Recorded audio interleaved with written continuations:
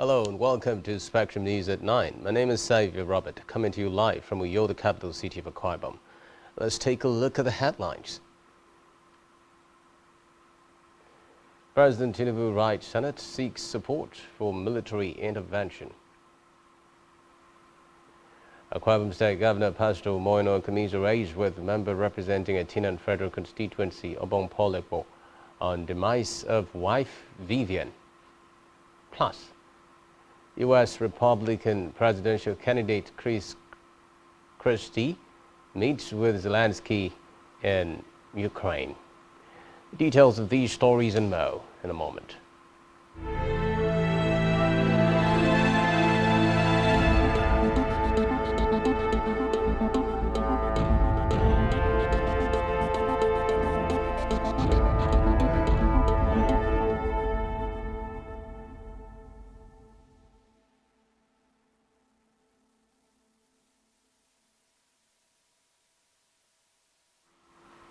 First in the news tonight is Nigeria's leader, President Bola Tinubu, who has written to the Senate seeking support for military intervention against the military genre in the Niger Republic. He also sought the backing of the legislature on the cutting off of electricity to the country.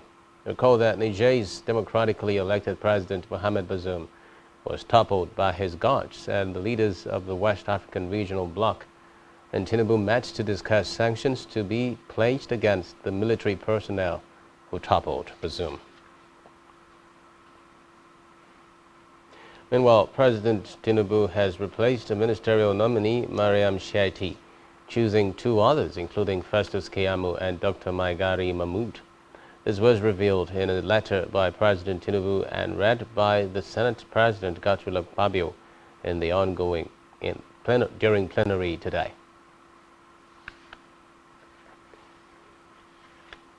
In the meantime, President Tinubu has called on the people of Kogi West Senatorial District to maintain peace and unity ahead of the forthcoming gubernatorial elections in the state. Speaking at a meeting with leaders of Okun Development Association led by Michael Ikupolati at the presidential villa, the president assured them of his commitment to looking into their concerns regarding marginalization and the need for fair representation in governance of their state.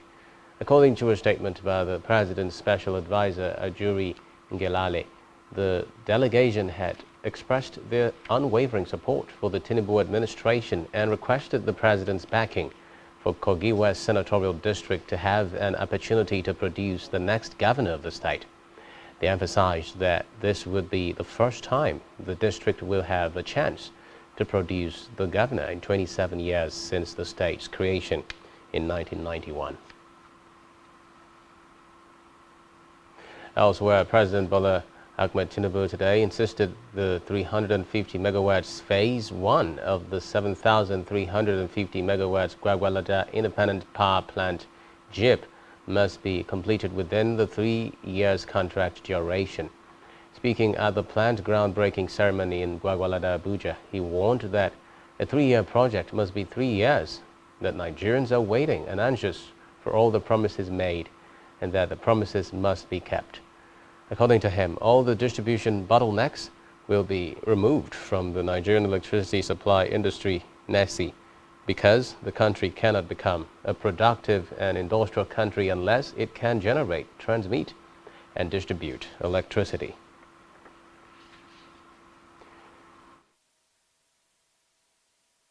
We cannot become a productive and industrialized economy. We cannot tackle poverty and create thousands of jobs, highly paying manufacturing jobs, unless we can generate and transmit and distribute reliable electricity. To accelerate our economic growth, we must remove every obstacle on our way to progress. That this project is taken off so early in the lifetime of this administration to serve as a notice to the residents of Abuja and indeed to all Nigerians of our determination to bring positive change. In a separate development, amidst ongoing controversies trailing the launch of the new national carrier, Nigeria Air, fresh indications have emerged that the airline will commence flight operations in October this year. This development was disclosed by Ethiopian Airlines Chief Executive Officer Mesfin Tasiu in an interview with newsmen. According to reports, the new carrier was first unveiled in 2018 during Farnborough International Air Show, London. But in May 2023, Nigeria's former aviation minister Hadi Sirika launched the air carrier 48 hours before the end of his administration with an aircraft, a development which created a significant uproar nationwide. However, Tasiu during the interview said the airline will begin operation with 2 wide-bodied planes and 6 narrow-bodied aircrafts.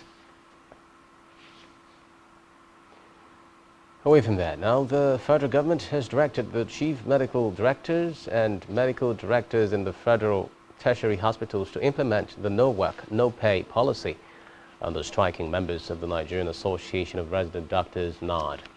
The federal government also directed the hospitals to maintain an attendance register for all resident doctors willing to work. The letter, which was signed by the Director of Hospital Services, Dr. Andrew Noah, was written by the Federal Ministry of Health and addressed to the CMDS and MDS of all FTHS in the country. Reacting to the letter, the Secretary General of NAD, Dr. Kelechi Chikezie, said the directive was not unexpected, adding that NAD will meet with relevant leaders of the association to take a position on the policy. In another development, the Nigeria Labour Congress NLC has issued an ultimatum to the federal government to withdraw a lawsuit filed against the organized labor. It said it would commence a nationwide strike on August 14, 2023, should the Federal Ministry of Justice fail to withdraw the lawsuit. The NLC made the decision during its National Executive Council meeting, which was held in Abuja. According to a statement signed by the National President George Airo, the Ministry of Justice and National Industrial Court have continued to allow themselves to be used as agents of anti-democracy. The center noted that though it agreed to suspend protests based on its meeting with the president, it will embark on a nationwide strike starting from August 14, 2023, should the government fail to withdraw the lawsuit filed against it.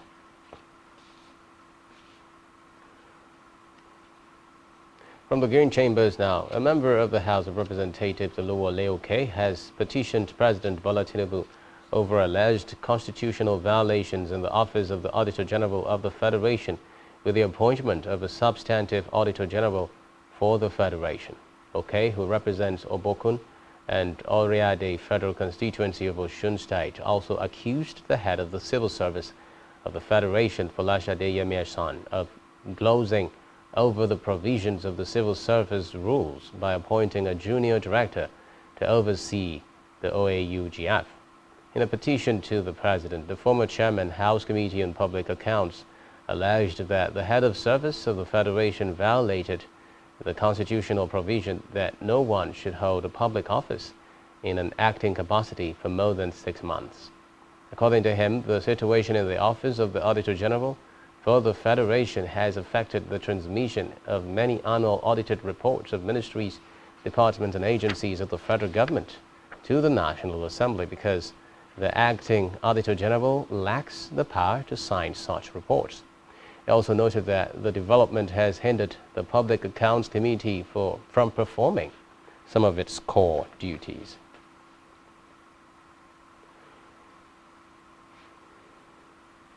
To the judiciary now, where a federal high court in Abuja has issued a temporary order stopping the move by the Edo State Governor Godwin Obaseki to impeach his deputy Philip Schweib over their irreconcilable differences.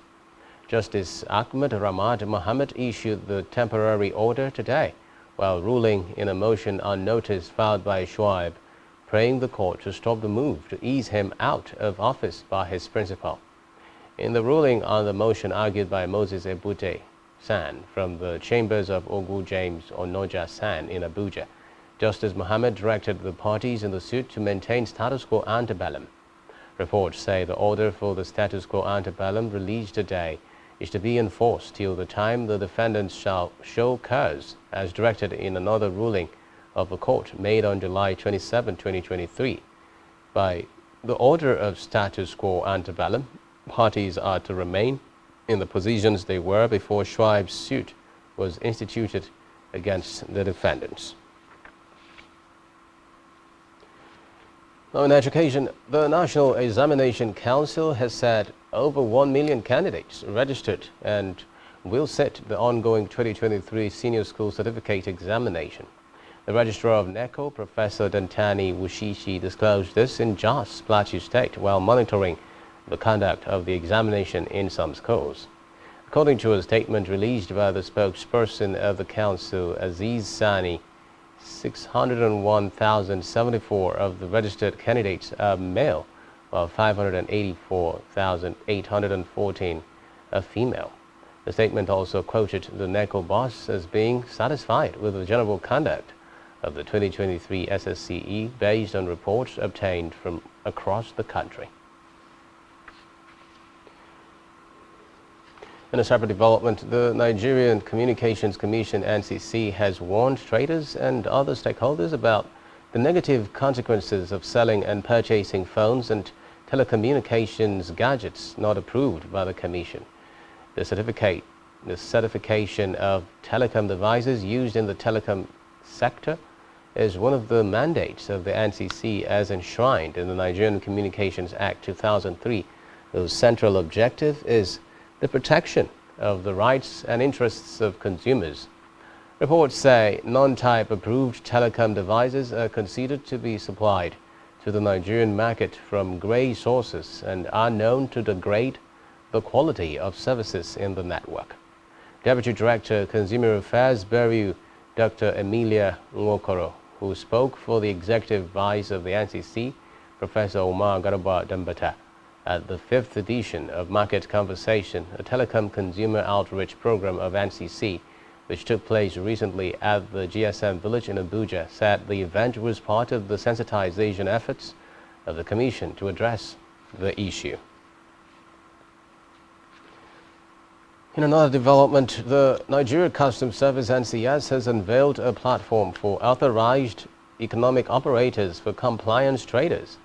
A statement by the National Public Relations Officer of the service, Abdullahi Maiwada, noted that the platform is in line with the World Customs Organization protocol. In the statement, the Acting Controller General of Customs, Adewale Adeniyi, disclosed that the platform is protected by the new Nigeria Customs Service Act 2023 and will be designed to systematically identify tolerable risks affecting the importation of legitimate goods into Nigeria. Adeniyi re-echoed his commitment to tackling the challenges bedeviling trade facilitation in Nigeria, adding that the platform will strengthen the mutual recognition between the service and stakeholders. Meanwhile, the Police Service Commission (PSC) and the Nigeria Police Force have agreed to set up joint committees to resolve operational differences between the two agencies. This is contained in a statement signed by the head of Press and Public Relations (PSC), Ikechukwu in Abuja. He said the agreement was reached when the Inspector General of Police IG Kayode Agbatokun visited the chairman of PSC, Dr. Solomon Arase. The two agencies, Ani said, agreed to set up a recruitment board that would include all the strategic stakeholders in future police recruitment exercises. According to him, the two leaders have also decided to jointly work together to ensure that issues of discipline are handled expeditiously. Back here, Akwa Ibom State Governor Pastor Moino has commiserated with the member representing a Chinan Federal constituency in the National Assembly, Obong Paul Egbo, and his family on the demise of their wife and mother, late Vivian Paul Egbo. The governor, who led a large crowd of dignitaries, including his predecessor in office, Udom Emmanuel, and wife Martha, accordingly expressed the resolve of the government and people of the state to support the bereaved family in continuous prayers and supplication, assuring that they will never walk alone. In a condolence message he personally delivered during the funeral ceremony at Comprehensive Secondary School ground in Kaniman, Etinan, Governor Eno described late Vivian as a fulfilled woman, having accomplished as an educationist and evangelist who won souls to expand the kingdom of God, impacted lives, and also remained a pillar of support to her husband through his strides in public service. He conveyed the condolences of the government and people of Akwa Ibom State over the loss and urged the bereaved family to take consolation in the indelible marks she had made in her relatively short and fulfilled life, as echoed by many that she touched while alive. Similarly, the Senate President Obong Godswill Akpabio, in a condolence message presented by his Deputy Chief of Staff, Dr. Xavier Nyekere, acknowledged that late Madam Vivian Egbo will be remembered for her motherly disposition towards all that came her way and as a strong support base to her husband and the larger society, adding that the deceased saw to Paul Egbo's emergence in the last elections as a Member of Parliament and prayed for a peaceful repose of the deceased soul and consolation for the bereaved family. Government House correspondent Jainua reports that in his speech, the chief mourner, Obong Paul Egbo, thanked the state governor, former governors, federal lawmakers, government functionaries, political class, church, friends, and sympathizers for their support. He described his late wife as God's gift to him, adding that together they had traversed the various phases of life while wishing her soul eternal rest with the Lord.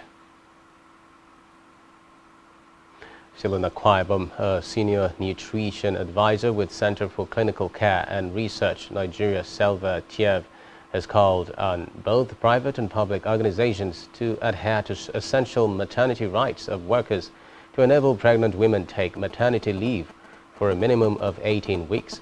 Speaking with Spectrum Television on the 2023 theme for the World Breastfeeding Week, Let's Make Breastfeeding and Work Work, Tiev said the theme focuses on breastfeeding and work to provide a strategic opportunity to advocate for maternity rights that support breastfeeding for at least 6 months.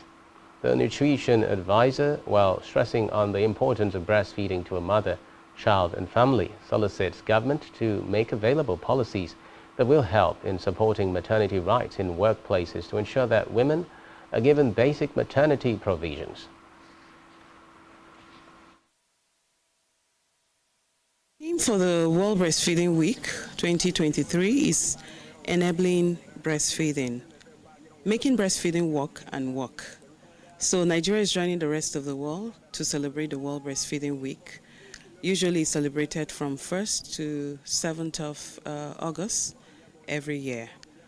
So it's a call that we need to support breastfeeding mothers at workplaces to ensure that we have policies in place that support and encourage mothers to go on maternity leave at least for 18 weeks, and then to give like 2 hours during work hours for mother to breastfeed and have a breastfeeding break time, and then to also have a lactation room and crèches in workplaces. We're encouraging that policies should be in place to support mothers to breastfeed for 6 weeks, for the period of 6 months with a paid maternity leave. All right, the government needs to play this part, but supporting the policies, just like I mentioned earlier. These policies will be in place because if we have a policy, it will guide organizations to be able to support the working mothers to go on maternity leave and then have crèches at workplaces where the mothers will be able to breastfeed. World Breastfeeding Week is celebrated annually from August 1 through August 7 with the aim of informing, anchoring, engaging, and galvanizing action on breastfeeding and related issues. Still to come in the news. U.S. economy adds fewer jobs than expected. Please stay with us.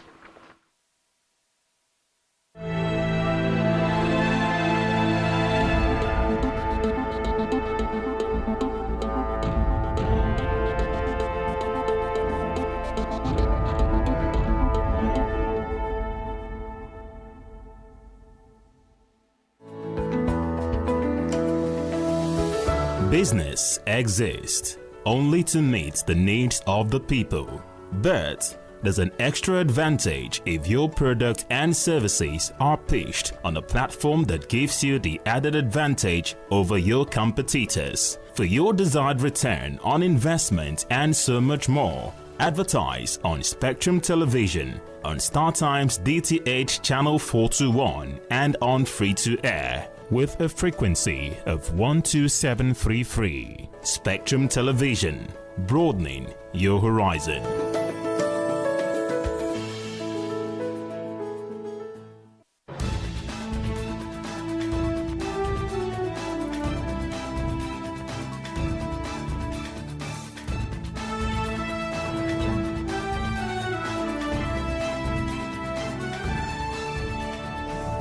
Spectrum TV, broadening your horizon.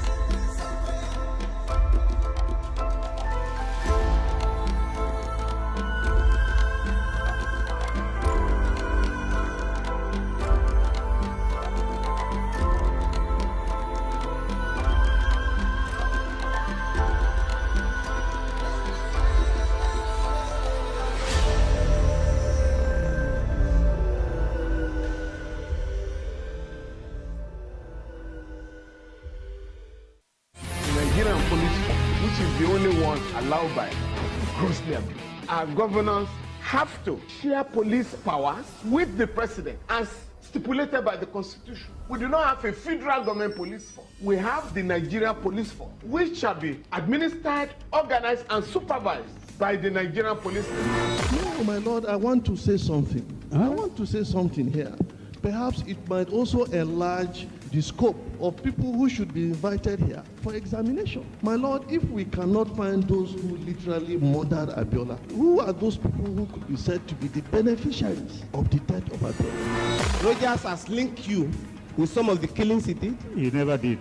he linked you with the attempted murder of Hebrew. He did not. My Lord, the matters counsel is leading the evidence in our matters. Is this an adversary proceeding? It's not, my Lord, but we can't be talking about cases which are in court, Is my Lord. this an adversary proceeding? It's not, my Lord. These cases are in court, my Lord. I'm just reminding your Lordship.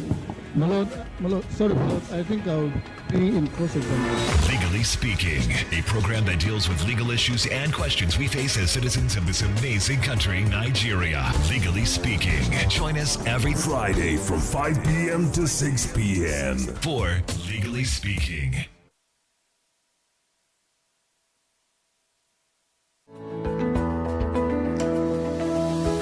Business exists only to meet the needs of the people. But there's an extra advantage if your product and services are pitched on a platform that gives you the added advantage over your competitors. For your desired return on investment and so much more, advertise on Spectrum Television, on StarTimes DTH Channel 421 and on free-to-air with a frequency of 12733. Spectrum Television, broadening your horizon.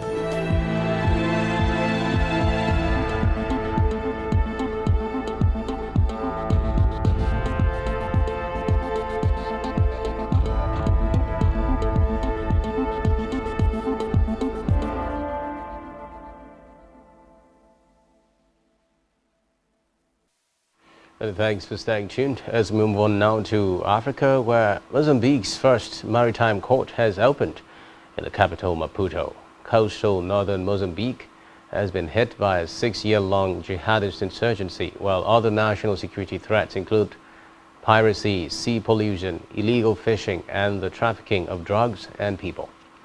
According to reports, the country shares maritime borders with Tanzania, Madagascar, and South Africa. Meanwhile, the new court will be led by Judge João Guilherme.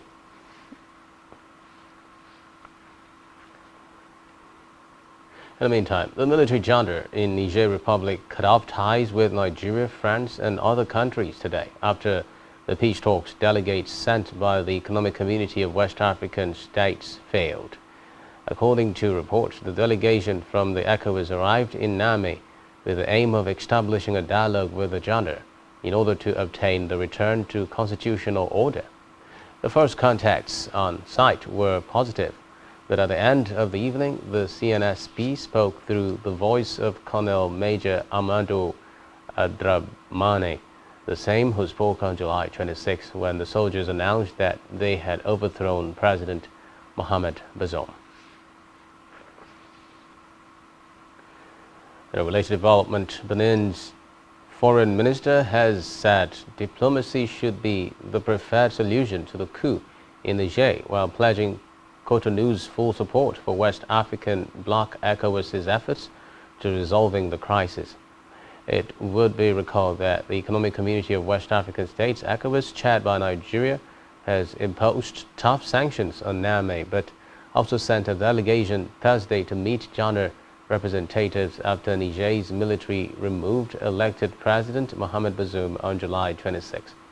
Meanwhile, ECOWAS, whose delegation failed to meet with coup leader Abdurrahmane Tiani, has given the military rulers until Sunday to put Bazoum back in post and warned it could otherwise intervene. But the junta responded it would respond with force.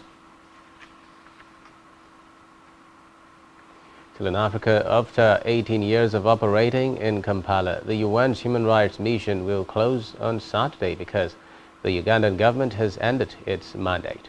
Reports say sub-offices in Gulu and Moroto in northern Uganda have already closed. It comes after Uganda passed some of the world's harshest anti-LGBTQ laws against the advice of local and international rights groups, including the UN.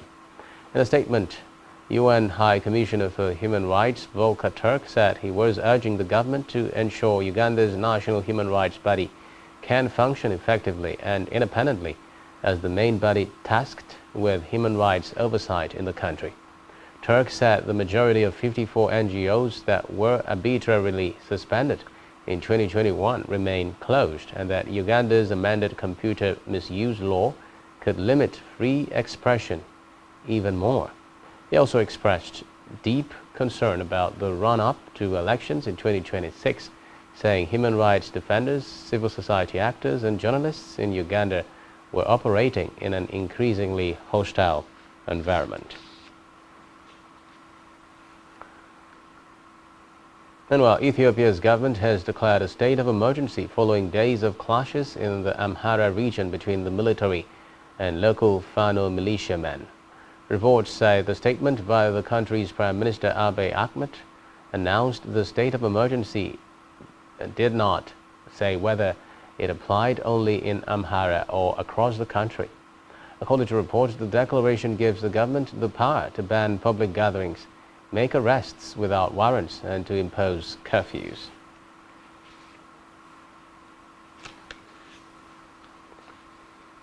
In the meantime, Zimbabwe's President Emerson Mnangagwa has inaugurated a Chinese-funded power station that he said would go a long way in easing power shortages ahead of national elections. Mnangagwa, aged 80, who is seeking a second presidential term on August 23, launched a 600 megawatts coal-fired power plant, reassuring voters that the plant will boost the state of the economy. Addressing supporters at a local stadium after the opening, Mnangagwa said the new plant would be a critical enabler of development, adding that Zimbabwe was open for business. On the foreign scene, France has rejected the Niger junta's move to scrap bilateral military pact, saying the West African country's legitimate leadership alone was entitled to do so. The foreign ministry said after the junta in Niamey said it was cancelling military cooperation agreements with Paris. Recall that the military junta in Niger Republic cut off ties with Nigeria, France and other countries today after the peace talks delegates sent by the Economic Community of West Africa states failed. Away from that, Russia today handed jailed opposition leader Alexei Navalny 19 years behind bars on extremism charges, cementing a crackdown on voices critical of the ruling elite. The heavy sentence against Navalny, who had mobilized massive protests, is the latest in a string of lawsuits against high-profile activists and ordinary Russians who have protested Russia's intervention in Ukraine. According to journalists watching the court session in a press center at Navalny's prison, that the 47-year-old smiled as the judge read the verdict and hugged another defendant before the grainy transmission cut. In the meantime, India's top court has suspended the defamation conviction of Rahul Gandhi, a decision that could pave the way for the senior opposition politician to return to parliament after his disqualification. Gandhi, aged 53, was sentenced to 2 years imprisonment in March in a case that critics have said showed threats to the rule of law in the world's largest democracy. According to reports, it was toughed out of the legislature as a result, but has stayed out of jail while appealing the case up to the Supreme Court in New Delhi. Meanwhile, a justice there said that the initial trial judge had failed to justify imposing the maximum sentence on Gandhi for his comments made during a campaign rally 4 years ago. Still on the foreign scene, Lebanon has marked 3 years since one of history's biggest non-nuclear explosions rocked Beirut. Yet nobody has been held to account as political and legal pressures suspend the investigation. It will be recalled that on August 4, 2020, the massive blast at Beirut's port destroyed swathes of the Lebanese capital, killing more than 220 people and injuring at least 6,500. Authorities said the disaster was triggered by a fire in a warehouse where a vast stockpile of industrial chemical ammonium nitrate had been haphazardly stored for years. 3 years on, the probe is virtually at a standstill, leaving survivors still yearning for answers. Elsewhere, Republican presidential candidate Chris Christie met with Ukrainian President Volodymyr Zelensky during an unannounced trip to Ukraine.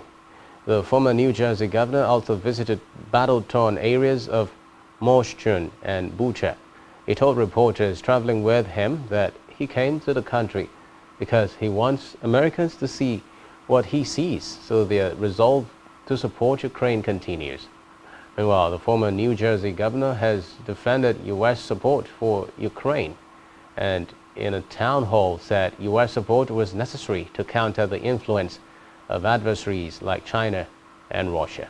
He also slammed his 2024 rival, former President Donald Trump, earlier this year for refusing to say whether Ukraine should win the war against Russia.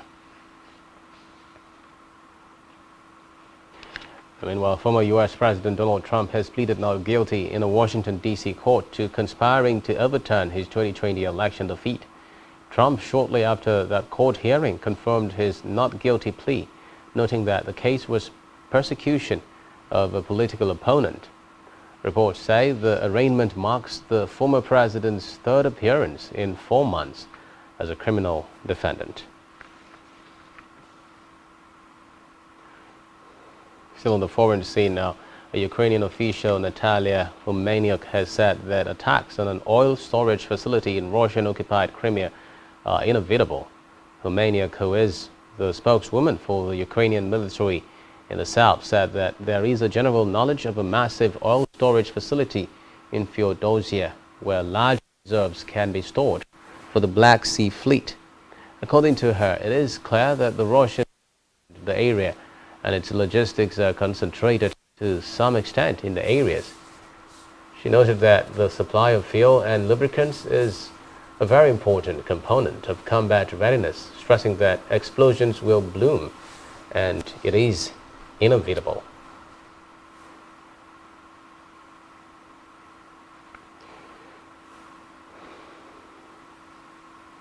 And now it's time for the latest business and stock market stories. Here is Blessing Dixon.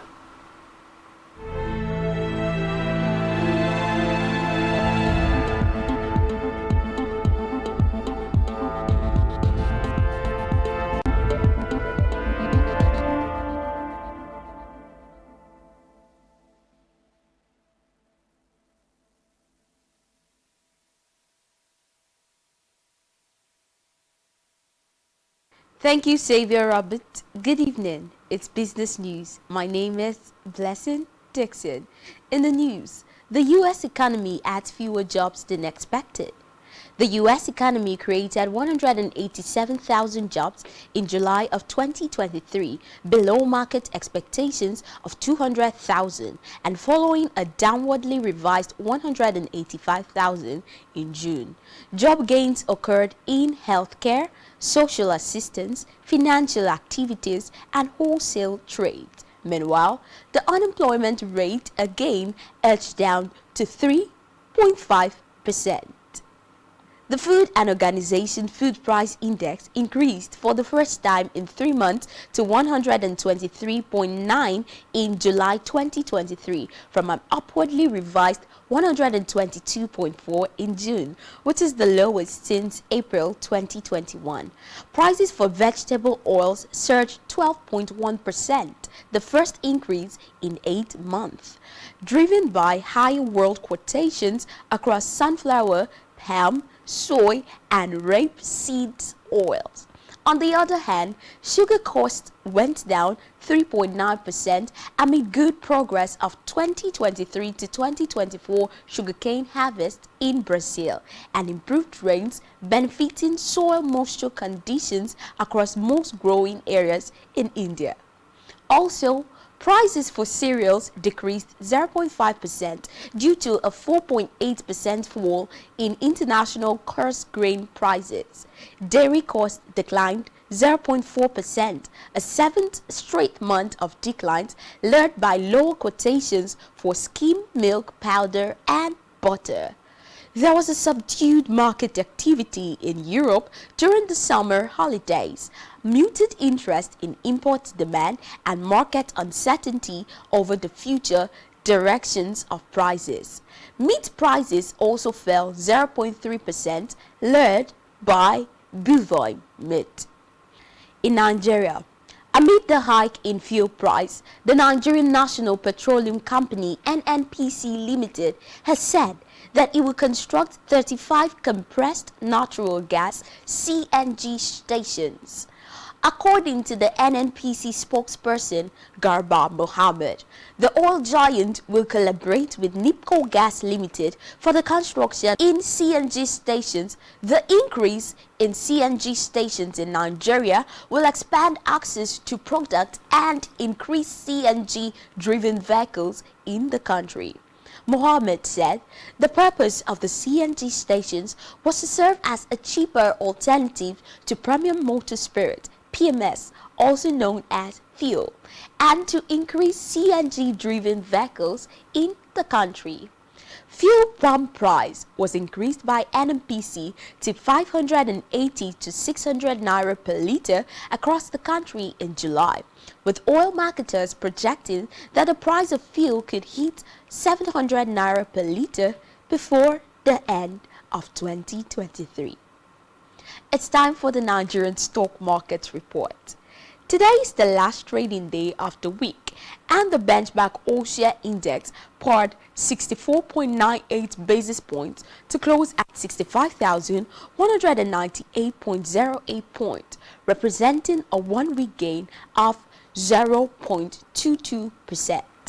Compared with yesterday's data, today's data shows an 18% decline in volume, 19% in turnover, but 6% decline in deals.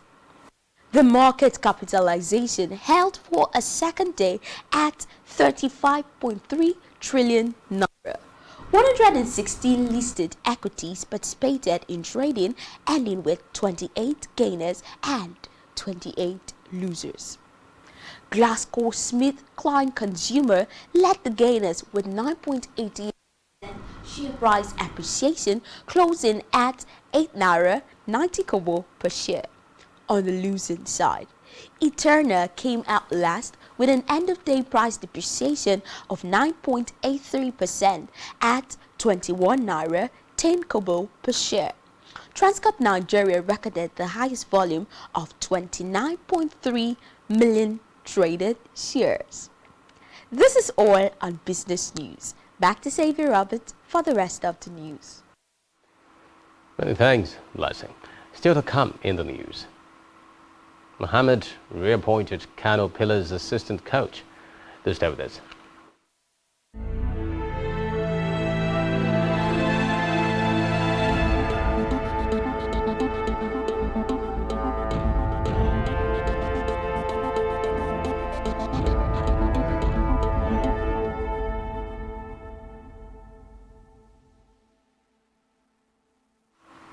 Many thanks for staying tuned. Now in health, medical doctors in Ondo State under the aegis of Nigerian Medical Association have called on the state government to pay their members their hazard allowance. The doctors said the neighboring states had begun to pay the allowance to their own health workers, urging the Sunshine State to do the needful. The state chairman of the association, Dr. Omosehin Adeyemi-Oshowe, made the plea during the 46th Annual General Meeting and Scientific Conference of the themed Medicine and the Future Economy, the Ondo State Doctor, held in Akure, the state capital. Adeyemi-Oshowe said the governor failed to fulfill his promise to pay their salary arrears by December 2022. Still in health, the federal government, through the Ministry of Health and Federal Capital Territory Administration, has signed a Memorandum of Understanding, MOU, with development partners to reduce the spread of cancer in Abuja. In the statement, it was revealed that the MOU, which was signed in Abuja, makes Nigeria's capital part of a growing network of cancer cities committed to improving cancer care. According to the statement, cancer is responsible for 79,000 deaths and approximately 124,000 new cases in Nigeria each year, accounting for the second highest cancer burden in Africa. Meanwhile, the Permanent Secretary of the Federal Ministry of Health, Funsho Adebiyi, said the collective effort would strengthen the ministry's commitment to fostering a healthier Nigeria by urgently reducing the country's cancer incidence and mortality. And while medical experts have advised pregnant women to increase their fiber intake, warning that a low level of it can raise the risk of neurodevelopmental delays later in life. They noted that fiber is a critical component of a healthy, balanced diet needed during pregnancy and should be taken with appropriate guidance from nutrition specialists. According to a nutritionist at the Department of Nursing Science, University of Calabar, Cross River State, Mary Mbekhem, low fiber intake during pregnancy may hamper the development of the fetus, while appropriate intake would affect the baby's development positively. She added that dietary fiber increases the weight and size of one's stool and softens it. Let's head over now to Isaac for latest sports stories.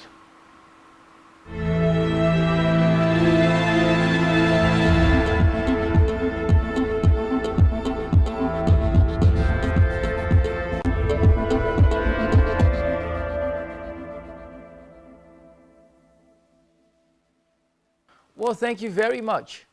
In sports, former NPFL star Gambo Mohammed has been appointed as an assistant coach with NPFL side Caterpillars. Mohammed will serve as direct assistant to the newly appointed Abdullahi Maikaba. The former Caterpillars striker was part of coach Ivan Sugenyi's coaching staff that secured promotion tickets in Asaba. Mohammed played a crucial role in Sema Sugeda's NPFL title in 2013 and 2014. His experience will be crucial for Caterpillars during the 2023-24 NPFL season as they bid to maintain their status as an elite club. The former forward also played for Katsina United during his active days. While in the camp of the Super Falcons, forward Dizak Bayanosi has been declared fit for the side's 2023 FIFA Women's World Cup round of 16 clash against England. The China-based striker has not made an appearance for the Super Falcons at the competition as a result of injury. Bayanosi could finally make an appearance at the competition, according to head coach Randy Wardrum. The Super Falcons have taken the Three Lionesses of England at Lang Park, Brisbane on Monday. A winning encounter would see the West Africans secure a place in the quarterfinals for the second time in the history of the competition.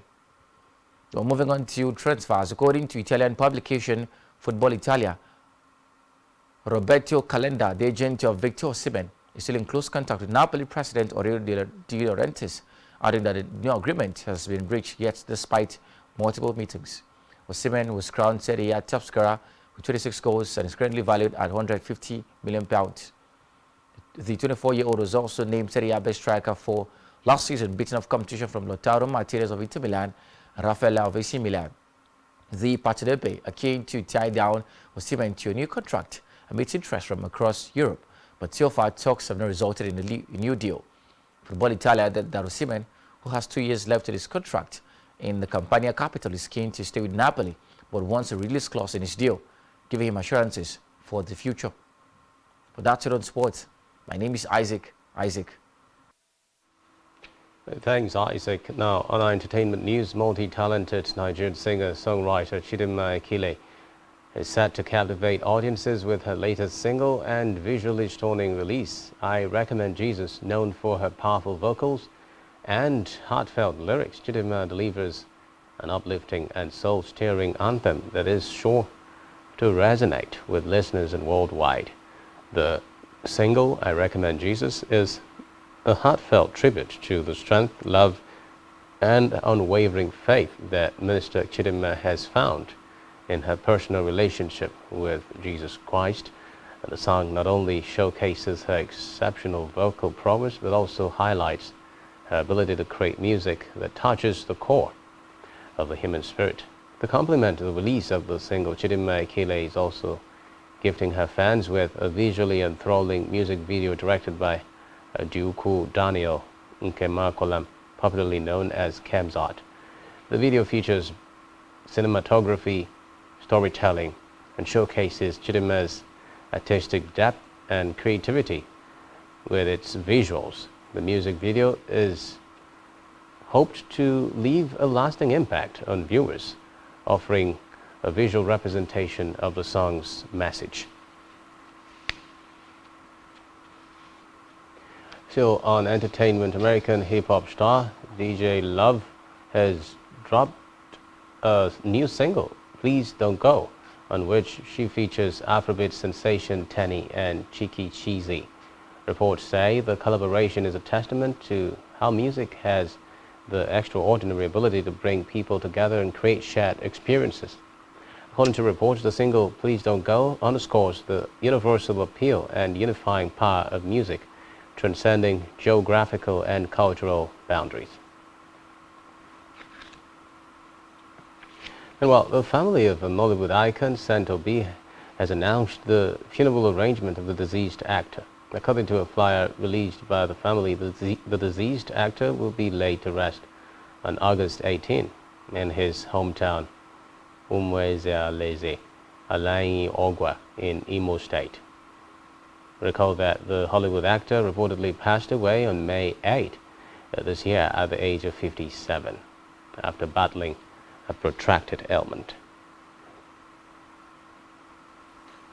And lastly, on entertainment tonight, United States Consul General Will Stevens has applauded the burgeoning ties of Nigeria and the United States in the creative industry.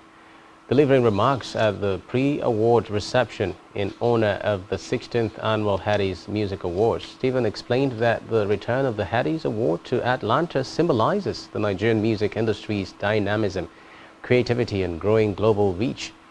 He further highlighted the important role of an inclusive and sustainable creative ecosystem in advancing economic growth and strengthening bilateral people-to-people ties.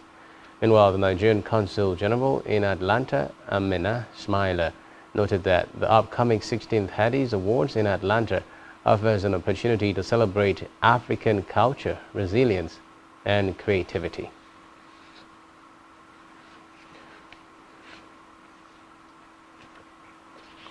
And that's all we have for you at this time. Do ensure to follow us on social media and subscribe to our YouTube channel, all of which you can find on our website, SpectrumTv.ng. You've been watching Spectrum News at 9. My name is Xavier Robert. I'm wishing you a terrific night, West. Bye-bye.